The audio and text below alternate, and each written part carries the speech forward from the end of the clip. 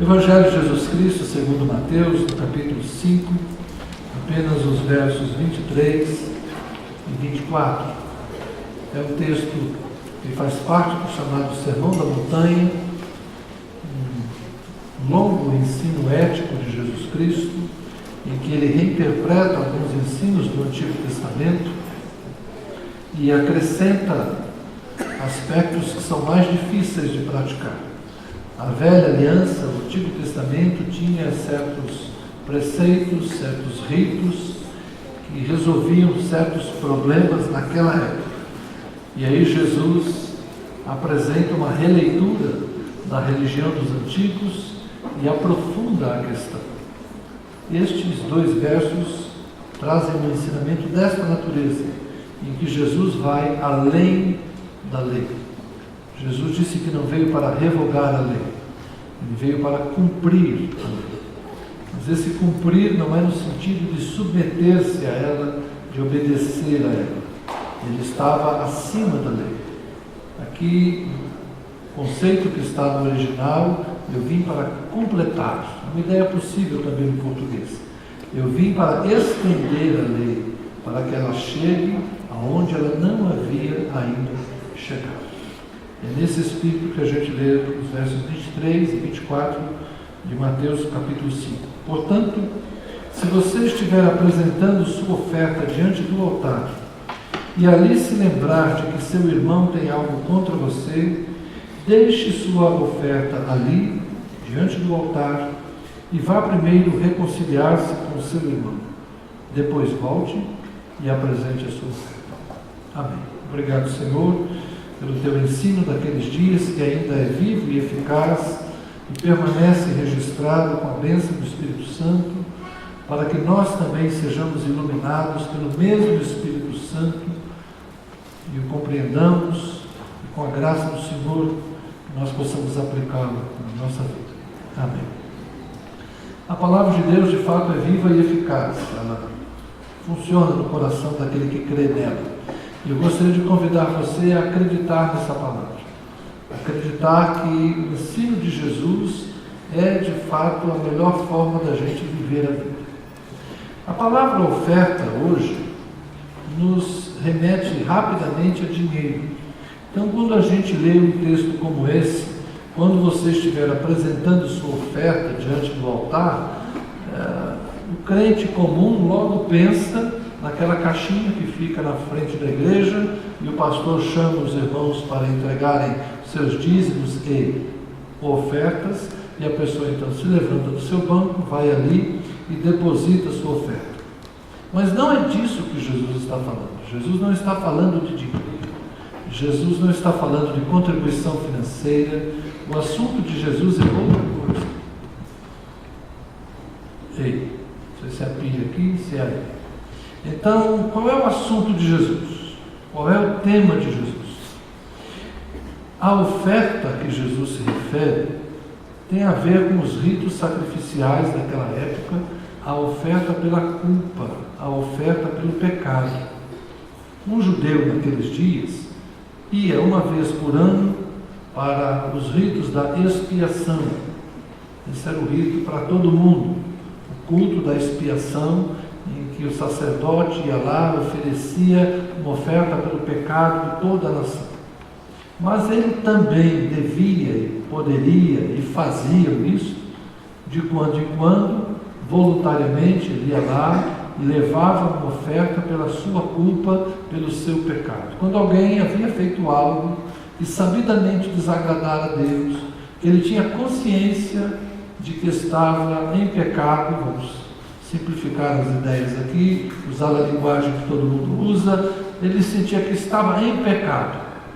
Ele então pegava um animal, ia lá para o templo e oferecia aquele animal em sacrifício. Ou então pegava um certo dinheiro, uma quantia, chegava lá no templo de Jerusalém, onde funcionava um excelente mercado, não causou nenhuma boa impressão a Jesus, mas tinha animal para todos os gostos e bolsos.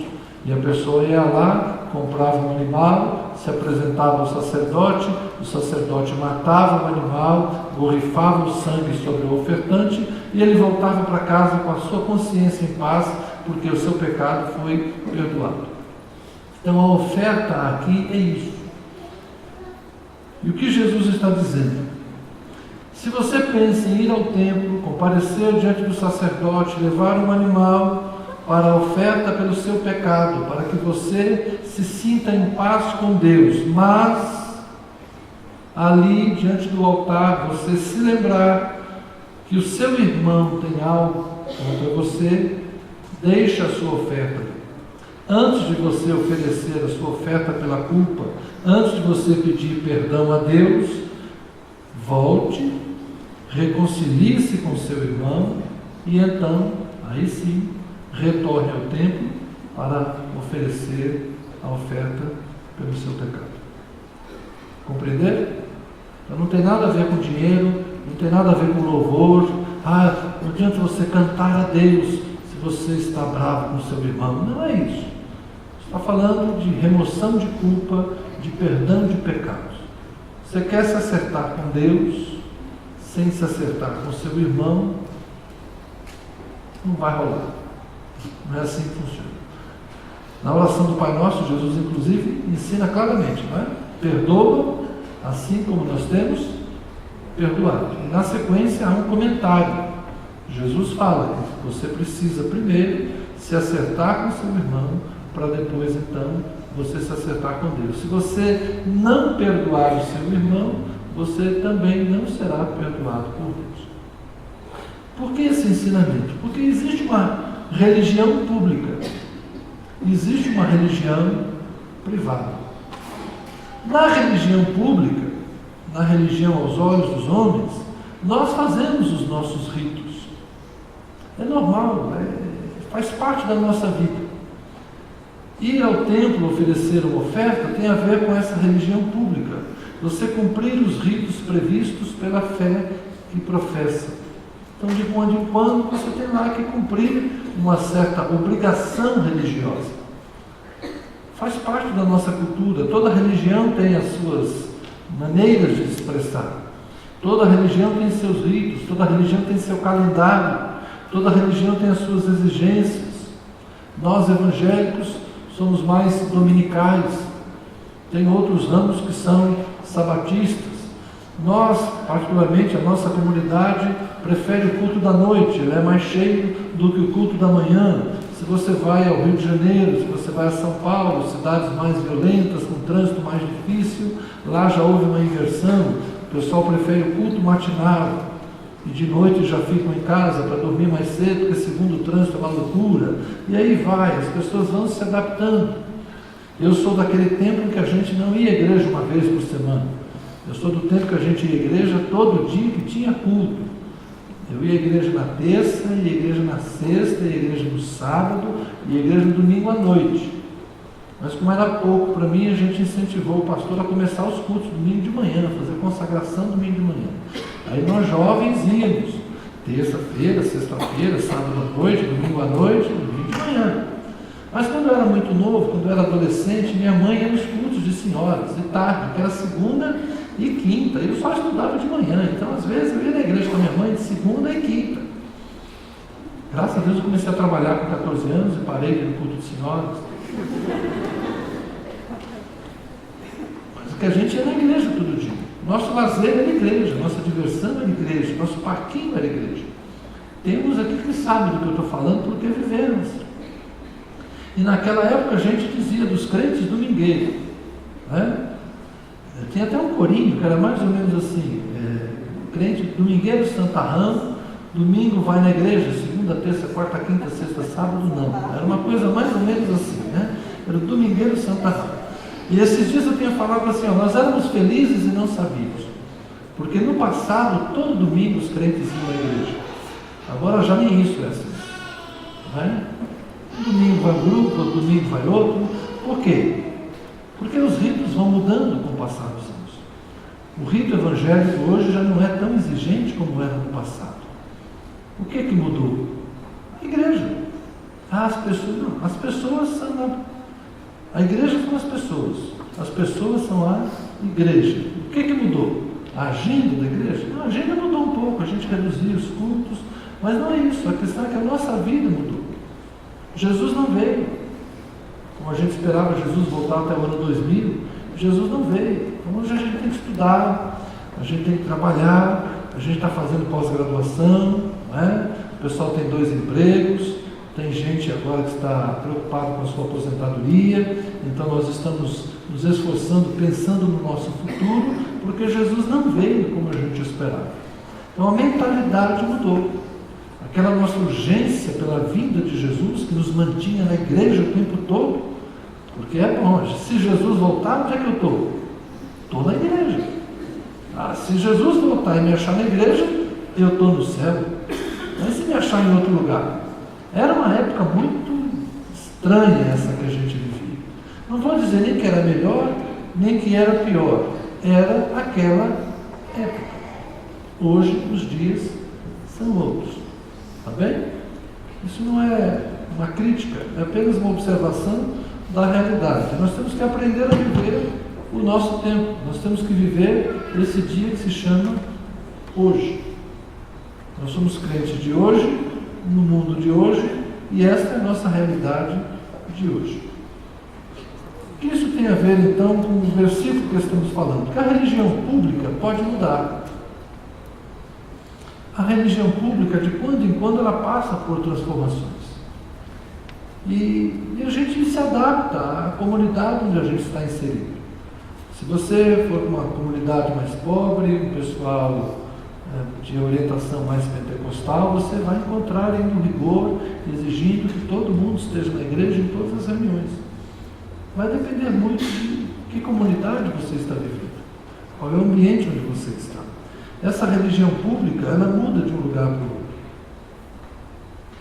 Mas Jesus está tratando aqui de uma religião que é privada. É você, no seu interior. Às vezes, cumprir as exigências da religião pública é muito mais fácil do que cumprir esta exigência que Jesus propôs. Lembrem do que eu disse no começo. Jesus estendeu a lei para além. Jesus levou a lei mais fundo. Antes bastava você oferecer um sacrifício pela culpa. Agora não. Você deve oferecer um sacrifício pela culpa, desde que você esteja em paz com seu irmão. A religião privada, o seu coração, a sua intimidade, como é que está você lá dentro, é tão importante quanto aquele rito externo que você faz. Se você está pedindo a Deus que te perdoe, é importante que você interiormente tenha perdoado o seu irmão. Que você interiormente tenha pedido perdão ao seu irmão se você fez algum mal a ele. Com o passar dos anos, irmãos, nós que somos crentes, a gente aprende a viver sem ficar machucando os outros. Via de regra, nós não ferimos pessoas. A nossa conduta, nós que nos esforçamos para viver a imagem e semelhança de Jesus, nós que nos esforçamos para sermos bons cristãos, nós não estamos o tempo todo machucando pessoas. Então a gente não precisa estar o tempo todo pedindo perdão para as pessoas, porque a gente não quer mal a ninguém. Eu vou dizer para você aqui assim, perdoa o teu inimigo. Honestamente, eu não tenho dúvida, falar com segurança aqui que a maior parte de nós aqui não tem inimigo a quem perdoar. Eu não tenho inimigo, que eu saiba. Do que depende de mim, eu tenho paz com todos. Pode ter gente que não entenda o meu jeito de ser, que não se adapta muito bem à minha forma de pensar e agir, e tem gente que diz, olha, eu não tenho muita comunhão com o Zé. Eu e o Zé parece que ele pensa de um jeito, eu penso de outro, as nossas ideias não batem, mas dizer assim, eu sou inimigo, não vou sossegar enquanto não ver a desgraça dele, isso não existe. Nós não somos uma comunidade que tem pessoas assim, né? Eu estou torcendo para que o outro se dê mal, só para eu poder sapatear em cima do túmulo dele, né? Eu tenho um amigo que a gente brincava assim, não, fica tranquilo que eu vou no seu enterro. Né? Aí outro repetir, não, quem vai no seu enterro sou eu. A gente brinca com essas coisas, mas a gente quer mesmo é viver muito. E a gente quer celebrar a nossa vida por muito tempo e viver as nossas amizades em paz. Então, em geral, nós não temos inimigo. E quando eu falo então de perdoar o teu irmão, porque honestamente falando, a gente não causa muito problema. O normal é que os crentes não tenham atritos. Essa é a vida normal dos crentes. A gente não está o tempo todo ferindo pessoas, mal dizendo, ou dizendo más coisas, desejando mal, praticando mal, fazendo mal. Então, na prática, o nosso dia a dia é mais tranquilo. Mas de vez em quando a gente pode passar por uma frase infeliz, uma incompreensão. Estou vendo aqui a Gleide, eu me lembro uma vez, há muitos anos atrás, eu fiz uma brincadeira aqui na igreja e fui fazer propaganda do acampamento. O acampamento, a Gleide já esqueceu, mas eu não esqueço que eu fiz, já lembrou agora, né? Eu fui anos depois fazer propaganda de um acampamento. Eu falei, gente, o acampamento dos jovens vai ser muito legal, não vai ser igual aquele lugar que a gente foi lá, que era cheio de bicho e tal, coisa assim. Eu fiz uma brincadeira de mau gosto, eu critiquei o acampamento que tinha acontecido lá atrás. Aí a Gleide me chamou assim, depois falou, pastor, o senhor não sabe como foi difícil a gente conseguir aquele lugar de acampamento. Nós estávamos agendados para ser num lugar, eles agendaram para nós e para outra igreja, depois deram preferência para outra igreja, que alugou primeiro, e disseram para nós que nós tínhamos que procurar outro lugar. Aquele foi o único lugar que a gente achou em cima da hora. Eu fiquei muito triste quando o senhor falou aquilo. Aí no domingo seguinte, a minha brincadeira foi feita aqui, no domingo seguinte eu vim aqui e me retratei. Olha, gente, semana passada fiz um comentário assim, e fui injusto com o pessoal que organizou o acampamento. Porque foi muito difícil para eles conseguir aquele lugar e eu não sabia dessas circunstâncias. Então fiz uma brincadeira feliz e eu quero aqui pedir perdão. Então de vez em quando a gente faz coisas assim. E na minha lógica é essa, eu errei publicamente. Então eu falei, eu fiz a brincadeira de mau gosto na frente de todo mundo. Então é melhor que a minha retratação seja na frente de todo mundo. E eu procuro dar exemplo. De vez em quando eu tenho as minhas frases infelizes. Acontece. Né? Quem muito fala, muito erra. Eu tenho mais chance de falar coisa errada, porque eu sou o que mais fala desse lugar. E não é que vocês gostam de me ouvir falar. Mas se eu tivesse o tempo todo dando patada nos outros, um dia eles iam falar, não, pastor, vamos caçar a sua voz aqui, porque não dá não. O senhor está muito mal-humorado, vai viajar. Tira uns dias. Estou precisando viajar. Vocês entendem? Então nós não estamos o tempo todo ferindo uns aos outros. Isso não é normal, meu Deus. Quem está o tempo todo ferindo alguém não é nem cristão. Tem que ver o que está acontecendo.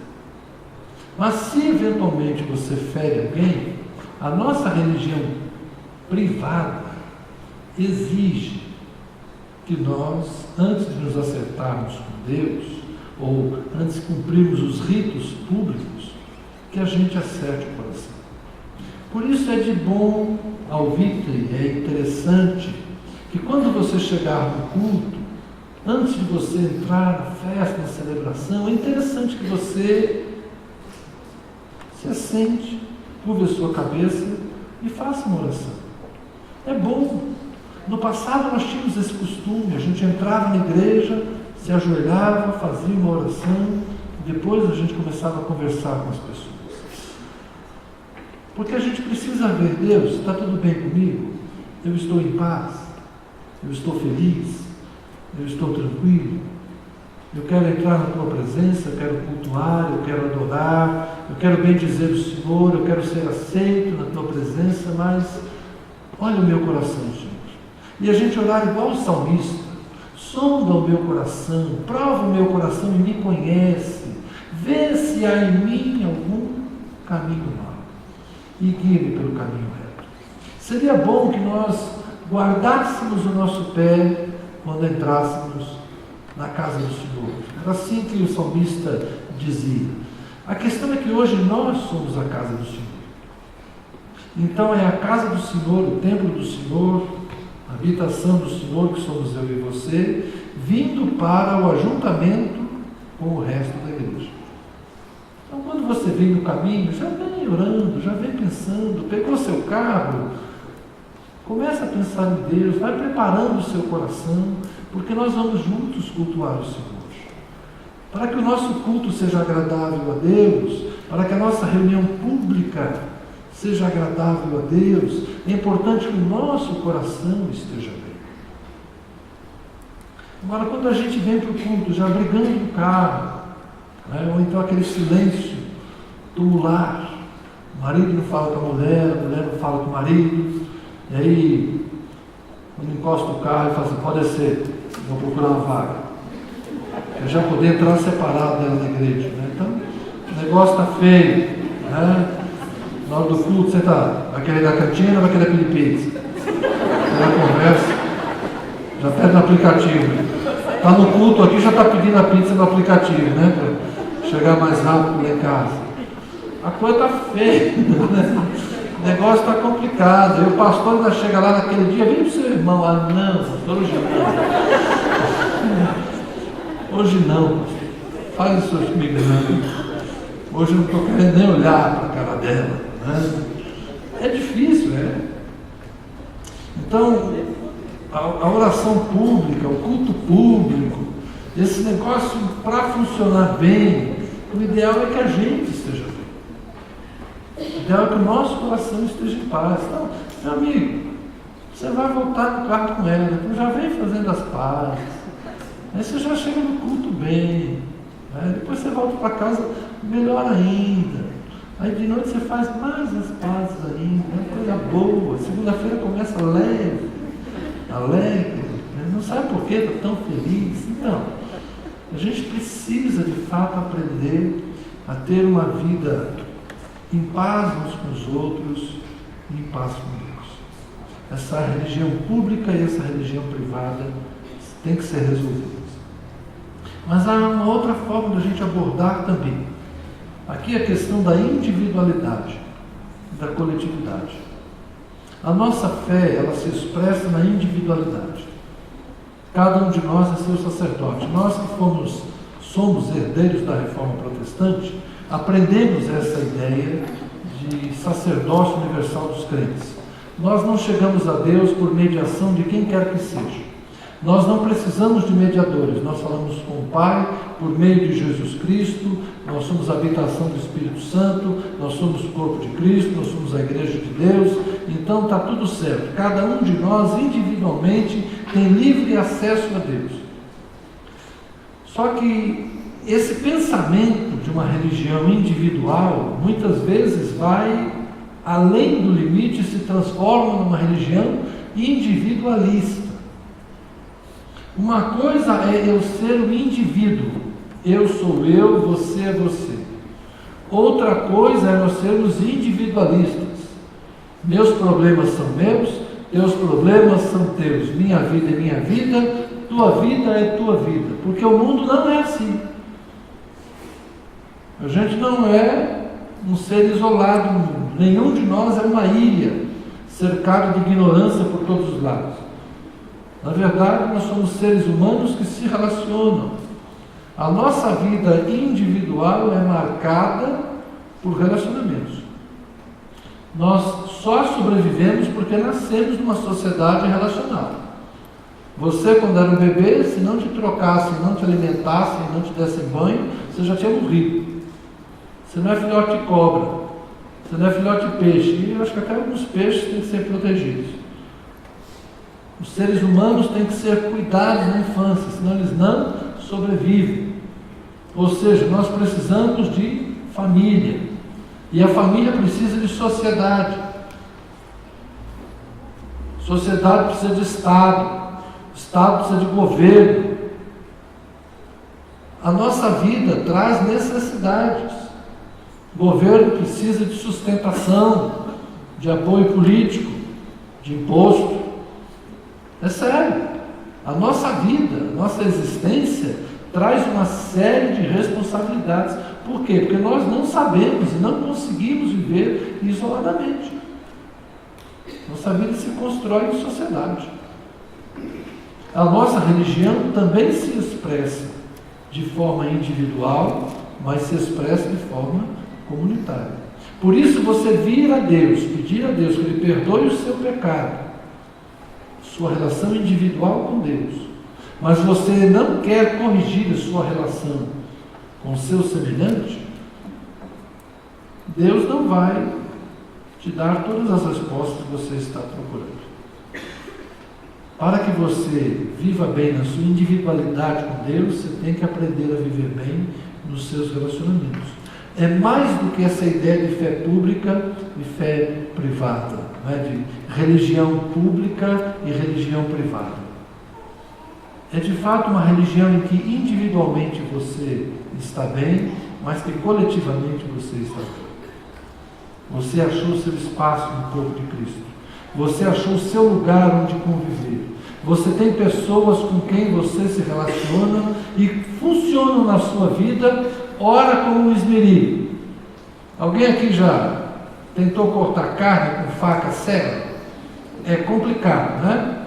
Eu sei, minha senhora. Aquele seu marido que nem amolar faca, sabe? É complicado você ter um marido desse em casa. Mas manda ele fazer curso com alguns aqui da igreja, tem uma turma boa de amolar faca. Por favor, Rosivaldo, Basílio, Rogério, vamos dar um curso de amolador de faca para esses homens aqui que não sabem nem amolar faca em casa. Mas existe um negócio que se chama pedra de amolar. E tem algumas mulheres que sabem fazer isso muito bem, né? E homens não. E aí você tem que aprender o quê? A amolar a faca, esfregando na pedra. É aço contra a pedra. É assim que funciona. E aí o fio da faca volta a ficar bom durante o tempo. Depois tem que fazer o quê? Amola de novo. Experimenta cortar tomate com faca cega. É complicado. Aquela pelezinha do tomate com uma faca cega dá trabalho. Bom, por que tem que ser assim, uma coisa abrasiva? Tem irmão que está ali do nosso lado para isso. Para funcionar como uma pedra de amolar. O irmão afia o irmão, assim como o ferro afia o ferro. Está lá em Provérbios. Nós nos aperfeiçoamos por atrito.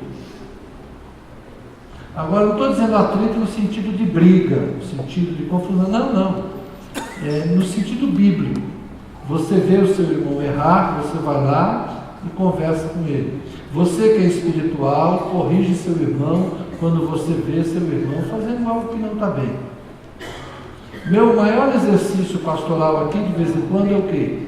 Chamar a atenção de vocês. Eu acabei de chamar a atenção dos maridos. Eles perceberam o recado. Tem um monte de homem agora que já vai se inscrever no curso de amolador de faca. E tem um monte de mulher que já deu uma cotovelada na costela dele aí. Não é? Então essas brincadeiras são o quê? São formas sutis de fazer o quê? Chamar a atenção. Agora, alguém se sentiu aqui ofendido? Alguém está assim traumatizado? Não volto mais na igreja. O pastor falou que eu não sei amolar faca. Ele descobriu o meu pecado. Ele descobriu a minha fraqueza. Agora a minha mulher nunca mais vai me perdoar, porque eu não sei amolar faca. Não estou me instituindo nenhuma crise relacional aqui. É com as nossas brincadeiras, com a nossa convivência, com o nosso exemplo, que nós vamos nos aperfeiçoando. Vocês estão entendendo? Não é brigando, não é ferindo. Nós nos amolamos, nós nos aperfeiçoamos, nos relacionando uns com os outros. Hoje eu fui convidado esta manhã para falar para um grupo de homens. O irmão veio lá falar comigo, então, olha, pastor, eu queria que o senhor falasse para os homens, porque os homens estão assim, os homens estão assados, os homens estão perdendo seu lugar. Você tem certeza que você está falando com a pessoa certa? Acho que o que você está querendo que eu fale, pode ser que eu fale o contrário do que você está pensando. Você está achando que os homens estão caindo ou você está incomodado que as mulheres estão subindo? O que te incomoda? É o maior sucesso das mulheres? Ou é o fracasso dos homens? Nós estamos falando de machismo ou nós estamos falando de papéis que se modificam com o tempo? É difícil, né? Então, às vezes as pessoas querem conversar sobre as situações da vida, mas ela já tem uma ideia formada. E aí vem alguém e fala: peraí, você está pensando correto? Vamos pensar juntos sobre essa questão? É assim que um irmão aperfeiçoa o outro irmão. Não é brigando, não é ferindo, mas é ensinando aquilo que sabe e aprendendo com o outro. Então os nossos relacionamentos têm que ser assim, edificantes e construtivos. Mas para que eles se mantenham, nós precisamos nos perdoar quando eventualmente, acidentalmente, nós nos ferimos. E principalmente nas pessoas que são mais importantes para a gente, aqueles a quem a gente mais ama. Poucas pessoas nos ferem tanto como os nossos familiares. Por quê? Porque é de quem a gente sempre espera amor e aceitação. Nós queremos que os nossos familiares sempre nos aceitem como nós somos. Mas os nossos familiares são as pessoas mais importantes para nos ajudar a mudar. Ninguém influenciou tanto a minha vida para melhor como a Tânia. Por quê? Porque ela é a pessoa mais interessada em que eu me aperfeiçoe. Para o bem dela. É sério, para que a gente vive em paz, para que o nosso casamento seja um casamento bem sucedido. Então ela me aperfeiçoa. E eu a aperfeiçoo. Por outro lado, nós somos as pessoas que mais podem se ferir. Por quê? Porque a gente convive mais de perto. Eu durmo do lado dela, eu acordo do lado dela. A nossa vida é cotidiana. Então, se eu posso cometer erro com alguém, é mais vezes com ela do que com os outros. Por outro lado, é nesse relacionamento que eu mais posso ser aperfeiçoado.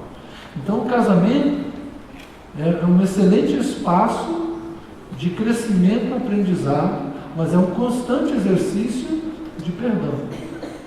E o lugar mais difícil da gente pedir perdão é onde? Em casa. Porque em casa, ao invés da gente pedir perdão, o que a gente fala? Mas você...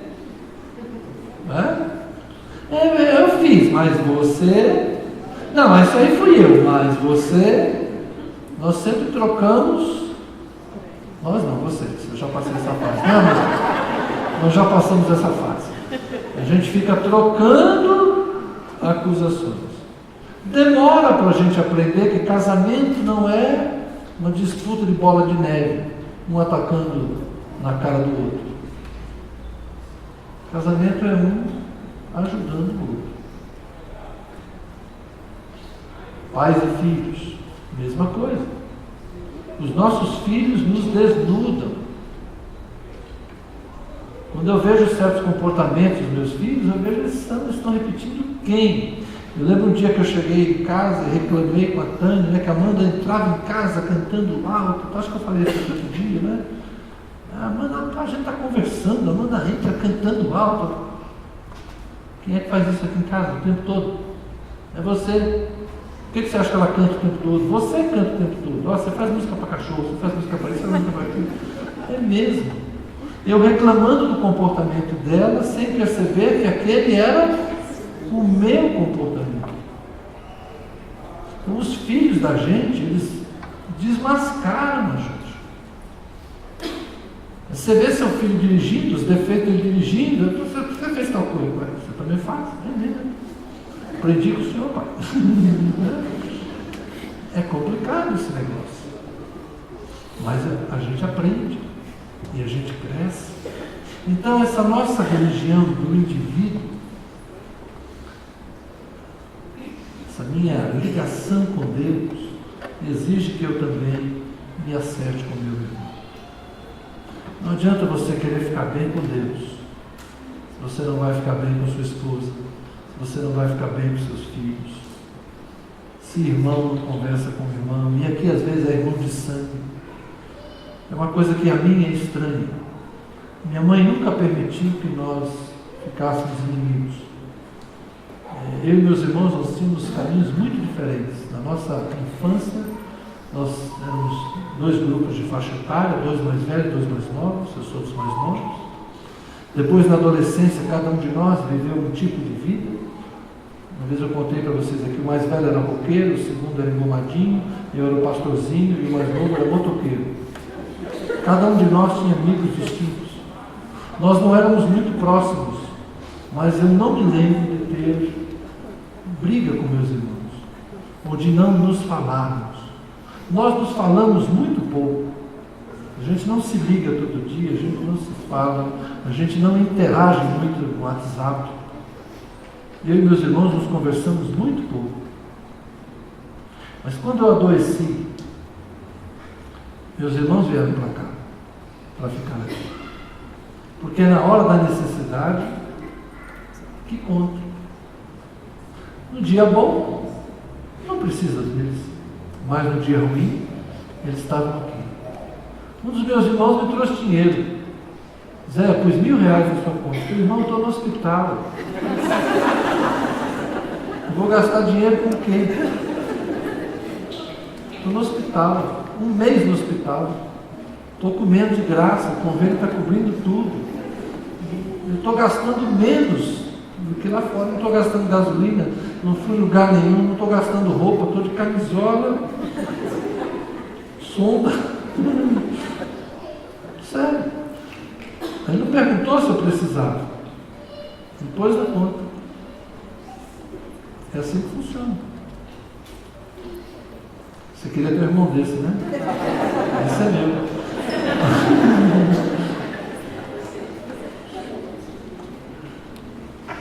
A vida é assim. Mas a gente precisa estar bem com os irmãos. A gente tem que estar bem com os irmãos. Mas se meus irmãos precisarem de mim, eu viajo a noite toda de carro para de manhã estar lá. Se ele precisar chorar comigo, eu chego lá rapidinho. Ou pago caro uma passagem de avião para chegar mais rápido. Não sei, o que for mais fácil. Porque família é isso. Então, se você não fala com seu irmão, se você não fala com a sua prima, se não fala com sua tia, se você não dá um beijo no seu avô, ranzinza, rabugento, viu, Alza? Acerta, gente. Eu pensei que ele não ia nem escutar, mas escutou. É o que interessa, ele escuta, né? Acerta. Se você não está em paz com sua esposa, com seu marido, vamos viajar. Está frio. Vai para Gramado. Vai se esquentar lá em Gramado. Sério.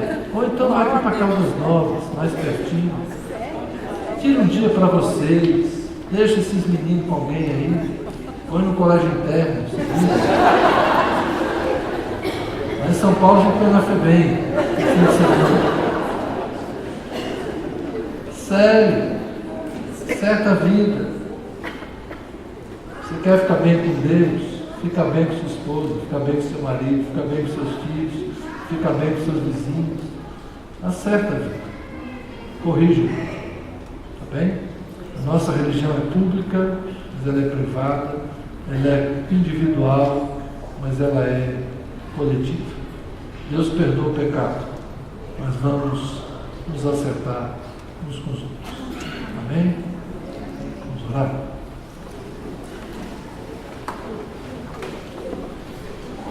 Pai Santo, é bom falar destas coisas.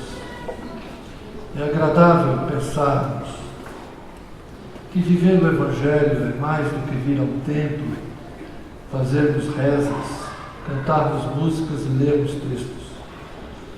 Viver o Evangelho é fazer aquilo que Jesus fez, sentar com as pessoas, comer com elas, sejam os discípulos, sejam publicanos e pecadores, ou até mesmo os fariseus, hostis a esse novo rabino. Jesus sentava com todos, falava com todos, era amigo dos que o buscavam, acolhia as pessoas sem lhes perguntar nada, fazia milagres de graça, não emitia julgamentos, não condenava a priori, não expulsava ninguém, senão os vendilhões do templo que estavam ocupando o espaço que pertencia às mulheres e aos estrangeiros. Jesus tomava para si a causa dos oprimidos, tomava para si a causa dos aflitos, tomava para si a causa dos pobres, mas não deixava de amar os ricos e de compreender a dificuldade deles. Ah, Jesus, como é admirável olhar as Escrituras e perceber quem eras. E como é desafiador tentar viver da forma como viveste.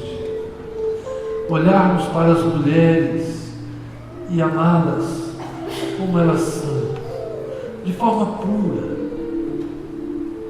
Olhar santo. Amar cada mulher como uma criatura feita à tua imagem e semelhança. Amar cada criança. Amar cada ancião. Amar os irmãos, os homens, alguns mais duros, alguns mais meninos, alguns severos, outros, ó Deus, tão tranquilos. Compreendermos uns aos outros da forma como somos, nos aceitarmos, nos entendermos, nos compreendermos, nos abraçarmos, sem preconceito, sem, ó Deus amado, julgamentos. Que o Senhor nos aproxime de Ti, para que nós possamos nos aproximar uns dos outros. Aceita-nos, Senhor, e ajuda-nos a aceitar os nossos irmãos. Estamos vivendo dias de muito preconceito, Senhor, de muitas vozes arbitrárias, de muita gente querendo turbulência, violência.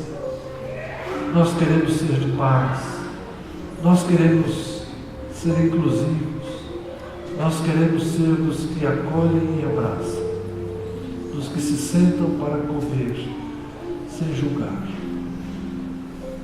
Ajuda-nos, Senhor, a nos convertermos a Ti e a nos convertermos uns aos outros. Em Jesus.